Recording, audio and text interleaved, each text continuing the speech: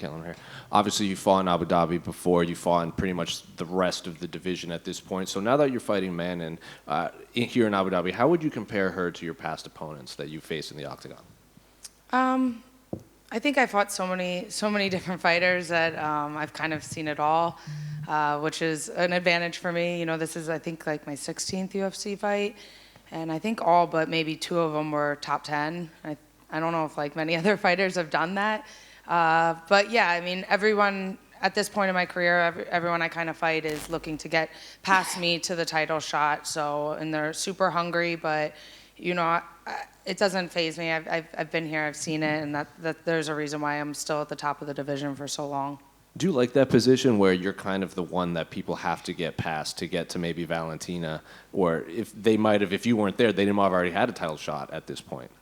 I mean, I'd prefer to be in Valentina's position, to be honest. But if I'm not there yet, then it's not a bad place to be. I mean, I think for me, it's been almost over 2.5 years since I fought for the title. So I've had 7 fights in the UFC since, 6-1 since then. If I win this fight on Saturday, it's a 5-fight win streak. So I think you know, a win on Saturday would kind of change my position a little bit to maybe be in the conversation for another title shot. And looking at, before we get back to this fight, a lot of the flyweights that we've interviewed over the last several months have all said the same thing, like the blueprint's out there for Valentina now. Do you agree with that, or do you think maybe Valentina wasn't 100% in her last fight? I don't know. I mean, it's a tough position for her to be in where, you know, she's fighting 5 rounds all the time. And when you're like so dominant, if you have one little moment where you're not dominant, everyone, you know, highlights that instead of all the other things. I mean, at the end of the day, she won, and that's kind of all that matters. Then, speaking of Manon, it seemed you guys were matched up for the Paris card, and then I think you pulled out, and then Jessica Andrade came in, and then they rebooked the match for Paris before putting it on here. What exactly happens with you coming out and coming in for that Paris card? I never pulled out. I never originally took the fight. I was coming off my last fight. I had a couple injuries, and I wanted the fight to be. I wanted to take the fight if it was pushed back a little bit, but obviously they wanted her on the Paris card, so they gave it to Andrade instead of pushing it back for me, which was understandable. But I didn't pull out. Like I said, I never took the fight. I think people were confused about that. And then, you know, Andrade got hurt, and then I was like, fine, I'll take it, and let's go. Let's fight in 8 weeks in Paris.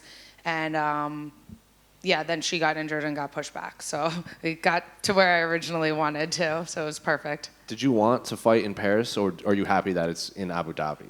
I wanted to fight in Paris. I just wanted to go there. I think that was the main reason for wanting to fight there. You know, my coaches were like, I should not really. She's the only girl from Paris. It's the first event in France. Like, you know, maybe you should not fight there. It's not the best for, you know, with the judges and everything. But I was kind of excited for that. I've never really fought like I've never fought like the Brazilian in Brazil. You know, I never had that experience. And you know, to me, I'm like, well, I'm gonna win, so it'd be kind of cool to experience that. But you know, overall, this is probably better.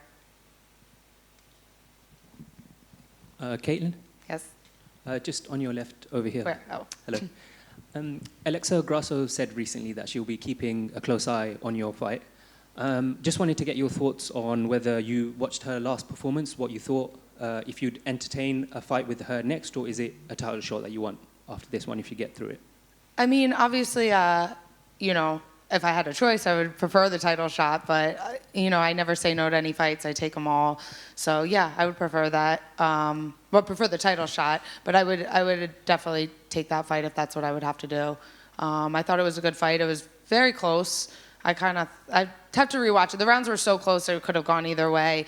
I kind of thought that Viviani won, but like I said, all the rounds were like pretty much of a toss-up, so it could have gone either way. I'd like to fight her. Everyone talks about how good her boxing is, and I think my boxing's a lot better. So, for that aspect, I'd like to take that fight. Good luck. Thank you. Katlyn, right here. Frankie Edgar is having his retirement fight next month. I just want to, you know, someone who has worked with him for so long, just get your thoughts on the career and the legacy he's leaving behind, and what it kind of means to you to see him finally walking away from the sport.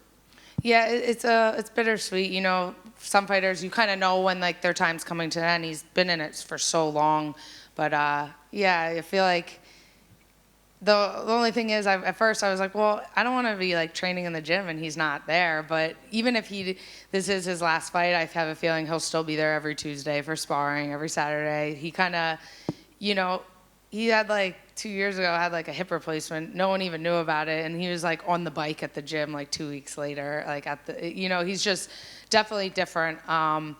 You know, all of us that train in New Jersey, he's definitely our captain. We kind of look up to him and have since I was like an amateur, and I would see him, and it's just crazy to see him doing the same exact thing, same exact training schedule that he was doing, you know, before I was even a pro. And it's definitely an inspiration. And I think not just for me, but everyone else that trains there, since day one, we just try to mimic what he does and his hard work. And yeah, like I said, it's bittersweet. You kind of want to always see him in there. I can't picture him not fighting. Great answer. Thank you. Katlyn here.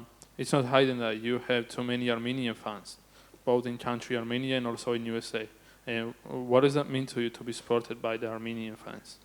It's been amazing since I remember my first UFC fight. I got done, and you know, I posted up a picture, and it was just like flooded with Armenian flags, and it was just so cool to, you know, I was born in America and my whole life there, and I've like never had any of that kind of support there, and just seeing like the amount of support that I have from everyone from Armenia has just been so crazy. I wish my grandfather would still be here to see that. He would just he would go crazy to see that.